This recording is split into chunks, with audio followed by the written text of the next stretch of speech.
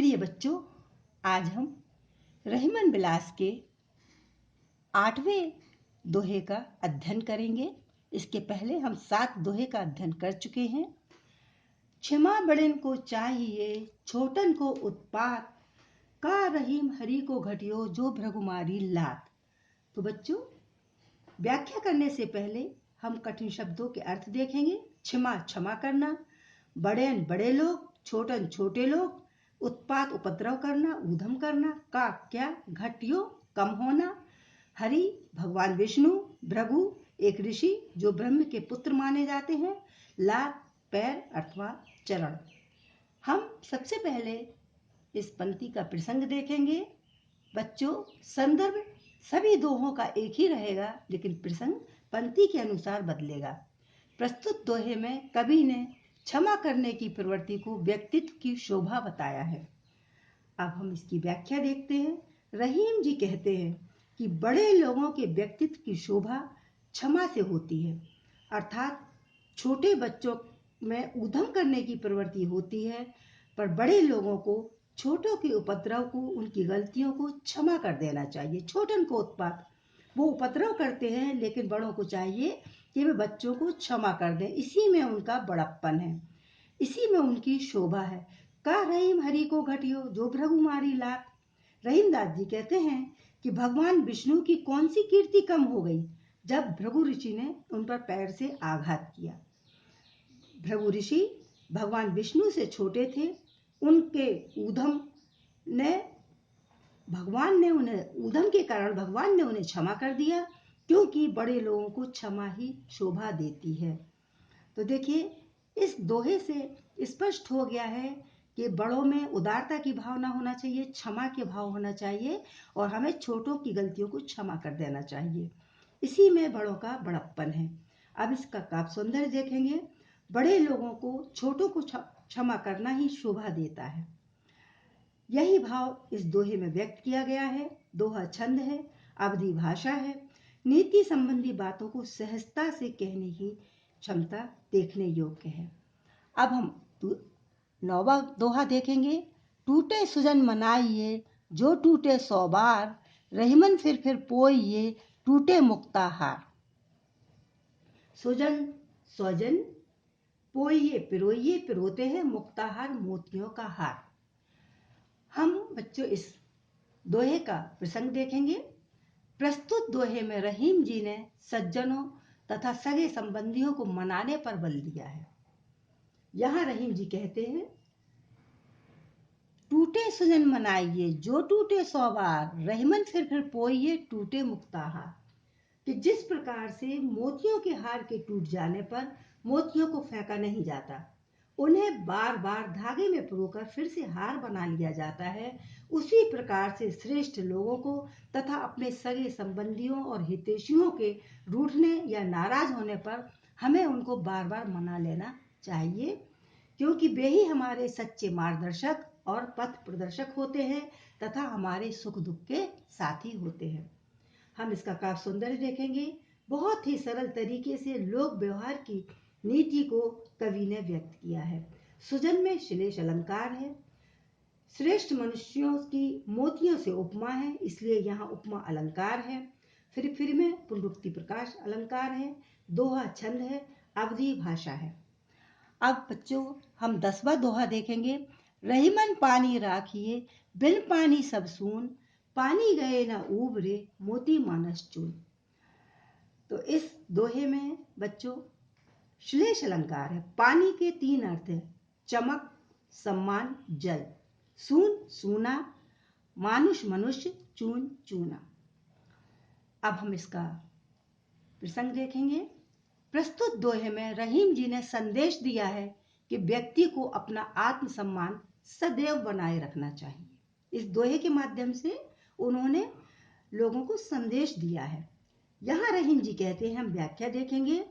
रहीम जी ने यहाँ पानी की तुलना चमक, सम्मान तथा जल से की है। देखिए, पानी के बिना सब सूना है। अगर पानी नहीं है तो संसार में जीवन नहीं है। पानी के बिना मोती, मनुष्य तथा चूना किसी के काम नहीं आ सकते। बिना चमक के मोती की कोई कीमत नहीं होती। चमकहीन मोती को कोई नहीं पूछता। बिना सम्मान के मनुष्य जीवन का कोई महत्व नहीं है तथा बिना पानी के सूखे चूने का उपयोग नहीं किया जा सकता। अतः मनुष्य को सदा अपना आत्मसम्मान बनाए रखना चाहिए। सम्मान रहित मनुष्य का समाज में, जीवन में कोई महत्व नहीं होता।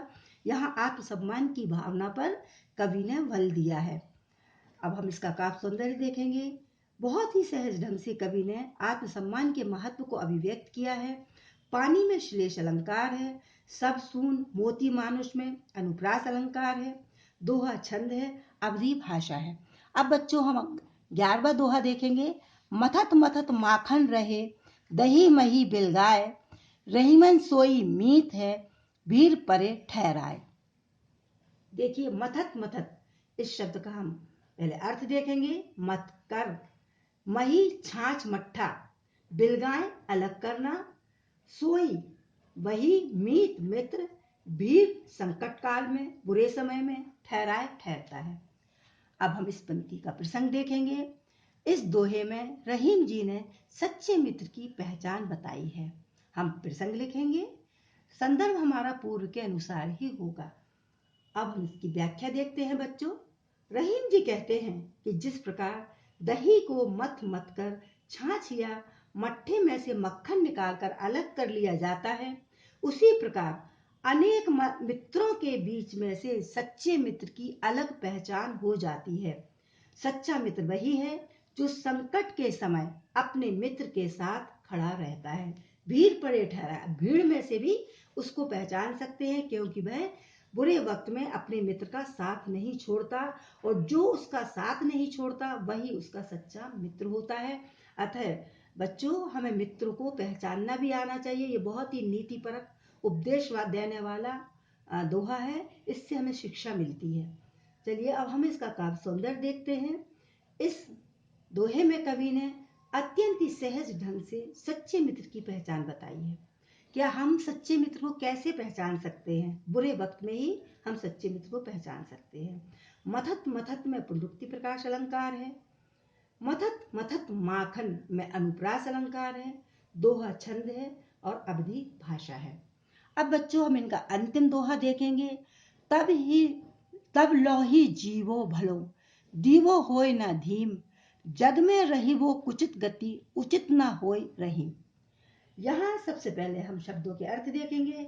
तो ही जब तक जीवो जीवित रहना, भलो अच्छा करना, दीवो देने की क्रिया या देने का भाव रखना, धीम धीमा लुप्त होना, जग दुनिया कुचित अनुचित होय होता है। तो बच्चों हम अब इसका प्रसंग देखेंगे। प्रस्तुत दोहे में रहीम जी ने जीवन की सार्थकता के विषय में अपने विचार व्यक्त किए हैं। दोहे का प्रसंग उसके पहली पंक्ति के अर्थ से हमें समझ में आ जाता है और हम उसे लिख सकते हैं। तो देखिए अब हम इसकी व्याख्या करते हैं। तब लो ही जीवो भलो, दीवो होय न धीम। रहीम जी कहते हैं कि इस संसार में जीवित रहना, जीवो माने जीवित रहना, भलो माने भला, सार्थक तब तक ही सार्थक रहता है जब तक मनुष्य के मन में दूसरों को देने का भाव बना रहता है। जब मनुष्य के जीवन में जग में रही वो कुचित गति, उचित ना होए रहीम। रहीमदास जी कहते हैं कि जब मनुष्य के मन में देने का भाव, सेवा की भावना, परोपकार की भावना लुप्त हो जाती है, तब उसका जीवित रहना अनुचित है, व्यर्थ है, क्योंकि देने के भाव में ही जीवन की सार्थकता छिपी हुई है। अर्थात हमें जीवन पर्यंत देने की भावना अपने अंदर रखना चाहिए। इसी से मानव जीवन सार्थक होता है। और अब हम इसका काव्य सौंदर्य देखेंगे। कवि ने अपने जीवन के अनुभवों को बड़ी ही सरसता और सरलता से व्यक्त किया है। जीवन की सार्थकता देते रहने में ही है, अर्थात परोपकार की भावना में ही है, सेवा भावना में है। दोहा छंद है, अवधि भाषा है। तो बच्चों, आज हमने रहीमन बिलास के सभी दोहों के अर्थ पढ़े। आज दोहे के अर्थ पूर्ण हो चुके हैं।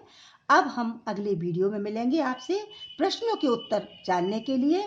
और हमें विश्वास है कि जब आप इन दोहों का अर्थ पढ़ लेंगे, इनकी व्याख्या कर लेंगे, तो निश्चित ही आपको इनके प्रश्न हल करना बहुत आसान हो जाएगा। इसी के साथ धन्यवाद।